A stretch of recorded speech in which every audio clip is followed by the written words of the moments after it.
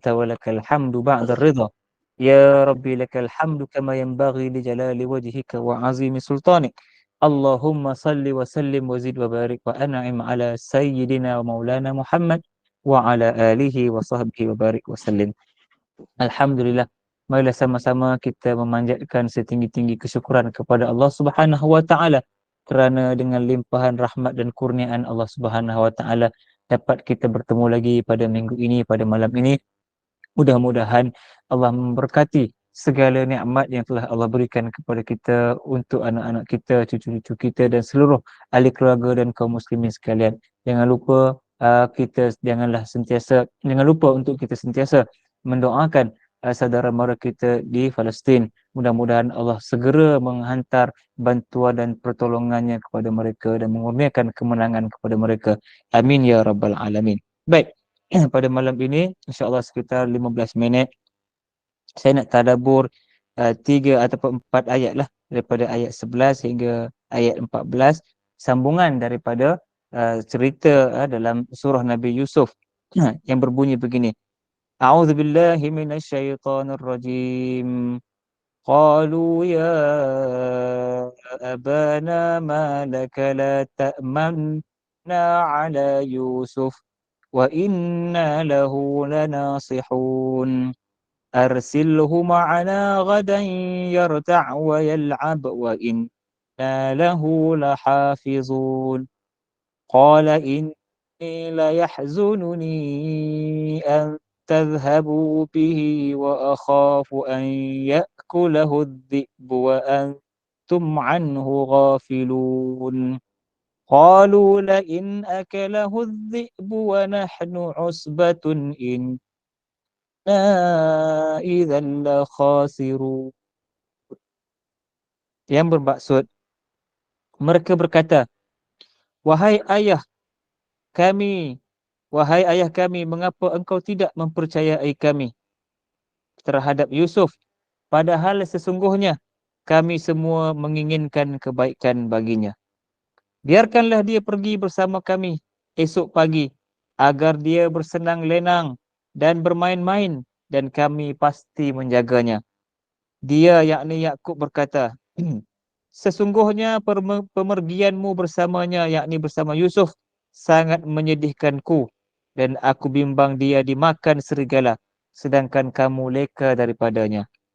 Sesungguhnya mereka berkata, jika dia dimakan serigala, padahal kami dalam satu kelompok yang kuat. Kalau demikian yang terjadi, kamilah orang-orang yang rugi. Jadi 4 ayat ni menceritakan kepada kita pujuk rayu yang berlaku antara adik-beradik Nabi Yusuf. 10 orang tu yang memujuk rayu kepada ayahnya. Memujuk rayu kepada Nabi Yakub. Mereka memberi berbagai alasan. Ya, mula-mula mereka kata, bagilah kami nak bawa Nabi Yusuf. Ya, kenapa ayah tak percaya kepada kami? Mengapa ayah tak percaya kepada kami yang nak bawa Nabi Yusuf? Kami nak bergaul dengan Nabi Yusuf. Kami nak bermain dengan dengan Nabi Yusuf. Maka macam mereka kata, takkanlah nak biar Nabi Yusuf ni hanya berada dalam pelukan ayah sahaja. Tidak dibiarkan, tidak dibebaskan dia bermain-main. Padahal dia adik kami, saudara kami. Takkanlah kami nak sia-siakan Nabi Yusuf. Macam tu. Ayatnya malah lebih kurang macam tu. Mereka pujuk-pujuk ayahnya. Okey. Tapi Nabi Yakub alaihissalatu wassalam ni dia ada firasat. Okey. Tapi firasat tu kita akan cerita selepas ini. Jadi dengan mimpi yang Nabi Yusuf telah ceritakan kepada Nabi Yakub, ya.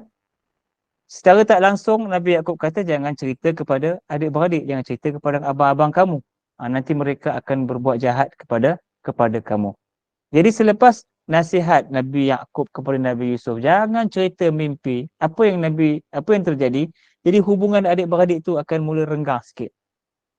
Ya, hubungan adik-beradik tu akan mula renggang. Jadi Nabi Yusuf dah sememangnya selama ini memang tak bermain dengan abang-abangnya.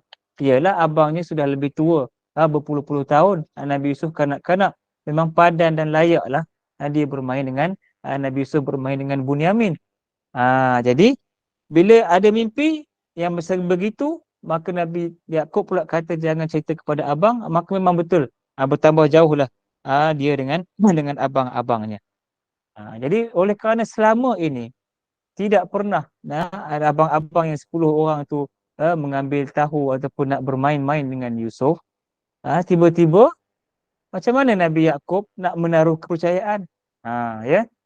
Dulu-dulu tak pernah nak main, tapi bila tiba-tiba nak main, itu yang menimbulkan kekhawatiran, kecemasan ataupun kebimbangan di dalam perasaan seorang ayah.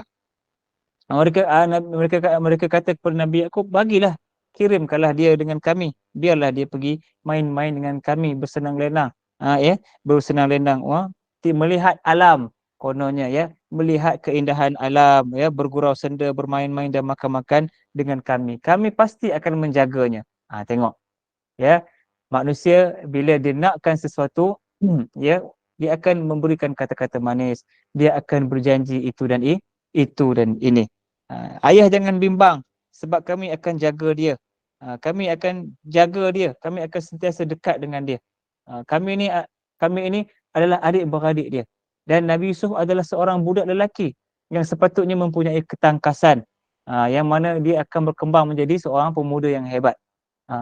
Biarlah dia datang bermain-main dengan kami. Macam-macam itulah pujuk rayu mereka untuk ayahnya percaya. Ya. Jadi itulah usul mereka kepada Nabi Yusuf, kepada Nabi Yakub, supaya Nabi Yakub bagi Nabi Yusuf bermain-main dengan mereka. Tapi apa Nabi Yakub balas?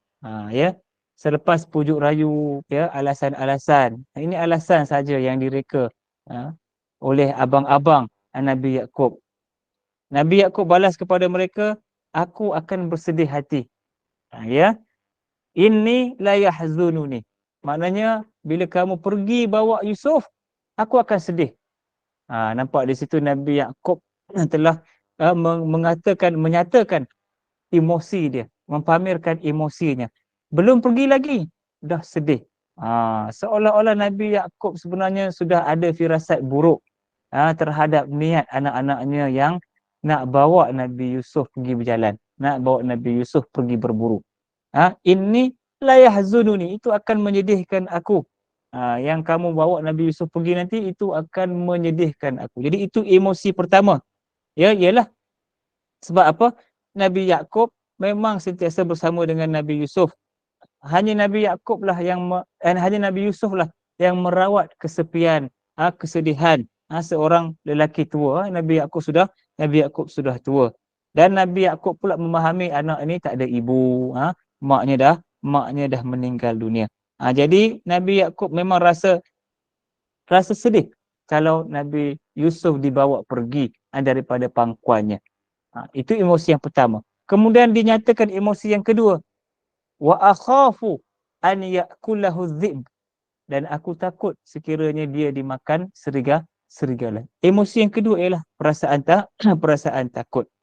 Sebab Nabi Yakub alaihissalatu wassalam sudah tahu kawasan yang abang-abang Nabi Yusuf nak bawa pergi berburu itu sebenarnya adalah kawasan yang banyak serigala, banyak binatang buas. Jadi kekhawatiran, kebimbangan Nabi Yakub itu memanglah adalah sesuatu yang berasas. Ya, biasalah manusia pun memang, kita sendiri pun kalau anak kita pergi mana-mana tak balik, kan memang kita bimbang.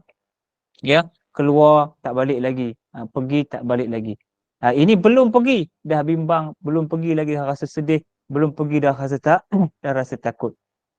Tambah kau dah pergi, dah keluar daripada rumah, apa perasaan pada ketika itu? Bertambahlah ketakutan dan bertambahlah kekhawatiran. Jadi Nabi Yakub kata, kalau kamu pergi aku risau serigala makan, menerkam, membaham Nabi Yusuf. Sedangkan kamu lalai, wa antum anhu ghafilun, kamu leka, kamu sibuk dengan perburuan, kamu akan tinggalkan Nabi Yusuf keseorangan bermain. Jadi andaian Nabi Yakub itu adalah sesuatu yang betul. Maknanya orang kata mengatakan kebimbangan, kekhawatiran, sesuatu yang buruk berlaku pada anak itu betul, walaupun tidak tepat. Sebab apa? Sebab Nabi Yakub tidak tahu perkara ghaib. Yang mengetahui perkara ghaib hanya Allah Subhanahu Wa Taala sahaja. Walaupun Nabi Yaqub adalah seorang nabi, tapi perkara gaib itu hanyalah ada disimpan dalam rahsia Allah Subhanahu Wa Taala. Jadi apa ni, perkara itu memang dikhawatiri, dibimbangi oleh Nabi Yaqub alaihissalatu wassalam. Tetapi seorang ahli tafsir, Az-Zamakhsyari, menulis dalam tafsirnya, beliau telah mengemukakan dua keberatan, maknanya dua perkara yang menjadi membebankan hati Nabi Yaqub. Yang pertama, kalau dia berpisah dengan Nabi Yaqub, Nabi Yusuf. Nabi Yaqub tak sanggup berpisah dengan Nabi Yusuf walaupun sesaat. Itu adalah beban yang pertama. Yang kedua, beban yang kedua ialah kalau perkara yang buruk, berbahaya berlaku kepada Nabi Yusuf. Itu adalah kebimbangan yang kedua. Dan itu adalah bebanan yang kedua yang lebih berat yang dibayangkan oleh ataupun yang ditanggung oleh Nabi Yaqub alaihissalatu wassalam. Anak-anak ni dia tak peduli, ya. Anak-anak ni dia tak peduli, ayah hanya yang tua, mereka ini tetap berkeras, paksa ayah dia. Dengan alasan demi alasan. Tadi ayahnya kata apa ini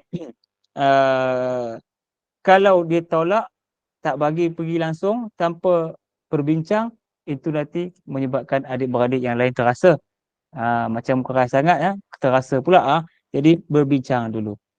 Tapi kalau Nabi Yaqub mengatakan dia terlalu sayang kepada Yusuf, nanti adik-beradik yang lain kan kata, tak sayang ke kepada kami juga? Kami pun anak-anak ayah juga. Jadi begitulah. Maknanya berbalas-balas perkara-perkara ataupun alasan demi alasan dapat ditolak oleh anak-anak Nabi Yaqub. Jadi kebimbangan Nabi Yaqub itu adalah sesuatu yang sangat berasas. Jadi ayat yang ke-14, mereka kata jika itu terjadi, maknanya jika Nabi Yaqub, Nabi Yusuf diterkam serigala, kami ini ramai, wa nahnu usbatun, kami ini ramai, satu kumpulan, satu kelompok. Kalau kena berlaku macam tu, kami ni betul-betul orang yang rugi. Sebab kami ramai, 10 orang, takkanlah kami boleh lalai ataupun boleh kalah dengan serigala. Itu nampak janji demi janji yang ditaburkan oleh anak-anak di sini, oleh anak-anak Nabi Yaqub dalam kisah ini. Jadi dapatlah kita rasakan bagaimana Nabi Yaqub, ya, pada masa itu menghadapi atau berhadapan dengan anak-anaknya yang ramai mendesak, sedangkan Nabi Yaqub sudah tua. Maknanya di sini kita dapat fahami, ya, bila kita tua, bila kita dalam keadaan sudah tua, kita dah tak larat lah, kita dah tak mampu, tidak ada kekuatan untuk berbalas-balas hujah. Kau datang ramai-ramai bercakap itu dan ini, maka pendirian seorang lelaki, seorang orang tua ni dia akan mudah. Dia akan mudah, orang kata apa, cairlah, orang kata apa, dia akan mudah berubah. Sebab dia sudah tidak mampu lagi untuk mempertahankan pendirian dia dengan pujuk rayu yang dilakukan, dengan alasan-alasan yang disebutkan oleh anak, jadi serba salah. Anak tu serba salah, ayah tu akan jadi serba salah. Kalau dia kata dia sangat sayang kepada Nabi Yusuf, jadi takut anak-anak kata tak sayang kepada kami. Kalau Nabi Yaqub kata dia terlalu sedih kalau Nabi Yusuf tak ada, mereka akan cakap kami akan cepat-cepat bawa Nabi Yusuf balik. Kalau Nabi Yusuf diterkam serigala, kami ni kan ramai, 10 orang, takkanlah kami tak boleh nak mengalahkan serigala. Jadi alasan demi alasan ditakis, dibalas ataupun dijawab oleh anak-anak.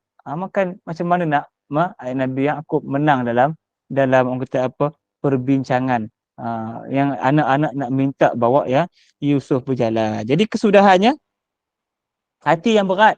Hati Nabi Yaqub berat sebab sudah ada firasat. Firasat mengatakan ini sesuatu yang buruk yang akan terjadi kepada Nabi Yusuf. Jadi walaupun berat, terpaksa juga Nabi Yaqub melepaskan anaknya itu untuk pergi dengan abang-abang. Ya. Jadi maka dengan hati yang berat tu Nabi Yusuf pun pergi. Ya, bersama-sama dengan abang-abangnya. Jadi dalam sebuah tafsir Ibnu Katsir, dia menyebut Nabi Yaqub melepaskan Nabi Yusuf dalam keadaan berat hati. Ya. Dia kerana dia kasihkan, sayangkan kepada Nabi Yusuf yang sudah tidak ada ibu lagi. Bukan itu saja, bahkan kerana firasat di dalam jiwanya yang mengatakan bahawa anak ini adalah seorang anak yang sangat penting. Maknanya Nabi Yusuf adalah anak yang sangat penting untuk masa depan, maknanya untuk hari kemudian. Mengapa? Sebab Nabi Yaqub alaihissalam sudah melihat nur ataupun cahaya kenabian itu terpancar di wajah Nabi Yusuf, tidak terpancar di wajah anak-anak yang lain. Nampak firasat seorang ayah tu, dia nampak potensi, bahasa mudahnya, dia nampak potensi kejayaan ataupun masa depan seorang anak. Sebab itu dia bimbang. Sebab itu dia bimbang nak lepaskan anak. Kita ni, anak kita ada katalah 4-5 orang. Kita nampak ya, daripada kecil kita boleh nampak kecenderungan, potensi perjalanan anak kita tu, kita boleh track lah macam mana perjalanan anak kita tu. Tapi bukanlah kita nak paksa dia jadi macam mana yang kita nak. Tetapi kita boleh nampak, oh ini kuat sikit ingatannya, yang ini lemah sikit ingatannya, yang ini cepat sikit ikut faham, yang ini kurang sikit. Tapi semua itu pada usia kecil boleh kita asuh untuk jadi cemerlang. Tapi untuk seorang nabi melihat anaknya yang mempunyai cahaya kenabian, itu satu benda yang sangat dia nak jaga. Jadi itu menjadi orang kata apa, perkara yang sangat berat kepada Nabi Yaqub. Bukan setakat takut dimakan serigala dan sebagainya, tetapi takut hilang, terlepasnya orang kata apa, cahaya kenabian tu hilang daripada keturunan. Sebab lepas Nabi Yaqub, Nabi Yusuf lah akan mewariskan cahaya kerasulan kenabian untuk meneruskan risalah dakwah. Jadi apa pengajaran yang penting dalam tadabbur yang ringkas ini ialah yang pertama, ia berkaitan dengan komplot komplot, keinginan orang untuk melakukan kejahatan, sesuatu yang berlainan daripada kebiasaan itu akan melahirkan perasaan yang ganjil, ya. Maknanya tak pernah buat begitu, tiba-tiba nak buat begitu. Jadi benda itu pasti akan menimbulkan andaian, spekulasi dalam kehidupan kita. Tapi bukanlah kita untuk bersyak-wasangka, menaruh prasangka kepada orang, tetapi kita berhati-hati di dalam melayari kehidupan kita. Orang kata dalam bahasa Melayu, ada udang di sebalik mi, ya. Ada udang di sebalik batu. Dalam niat baik orang tu yang tidak semena-mena itu, kita mesti berhati-hati, bimbang ada udang di sebalik batu. Kemudian apabila firasat orang mukmin, firasat orang-orang yang beriman. Jadi dia sebenarnya diberi ilham oleh Allah Subhanahu Wa Taala untuk melihat apa yang dia tak nampak, apa yang orang lain tak nampak. Kadang-kadang orang ada mata fizikal ini dia nampak secara fizikal, tetapi orang yang mempunyai mata hati, dia nampak sesuatu yang lebih dalam dan lebih jauh, yang tersirat di sebalik sesuatu yang dilihat dengan mata fizikal. Jadi mata hati itulah yang hidup, yang ada pada Nabi Yaqub alaihissalam, sehingga dapat melihat sesuatu yang buruk akan terjadi, menjangkakan sesuatu yang buruk akan terjadi. Sebab itu dia kata dia sedih. Belum berlaku lagi, belum pergi lagi, Nabi Yaqub sudah menyatakan kesedihannya. Jadi firasat itu mesti kita, orang kata apa, dia datang daripada hati yang beriman.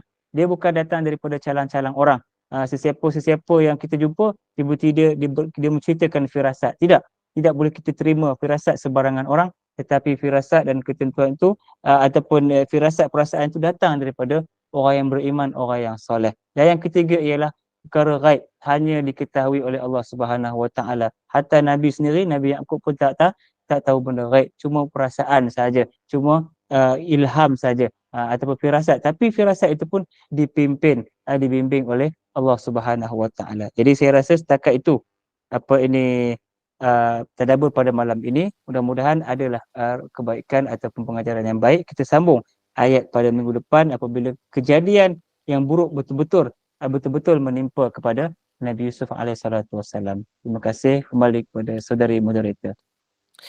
Terima kasih Ustaz. Alhamdulillah, jazakallahu khairan kepada Ustaz Muhammad Saiful Amal, ya, memimpin bacaan ketika surah pilihan itu tadi, dan juga penjelasan atas pengesahan ilmu dari tadabbur surah Yusuf ayat 11 dan 12 ini mengenai kisah Nabi Yusuf dan saudara-saudaranya, bahawa terbayang dengan jelas betapa besar kecurigaan Nabi Yakub terhadap adik-beradik Nabi Yusuf apabila ia membiarkan Nabi Yusuf ini bergaul dengan mereka, dan dari perasaan iri hati itu akhirnya mereka sanggup menganiaya saudara mereka sendiri.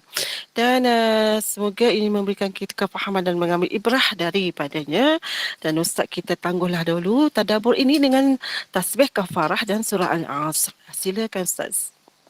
أعوذ بالله من الشيطان الرجيم بسم الله الرحمن الرحيم سبحانك اللهم وبحمدك أشهد أن لا إله إلا أنت أستغفرك وأتوب إليك بسم الله الرحمن الرحيم والعصر إن الإنسان لفي خسر إلا الذين آمنوا وعملوا الصالحات وتواصوا بالحق وتواصوا بالصبر آمين.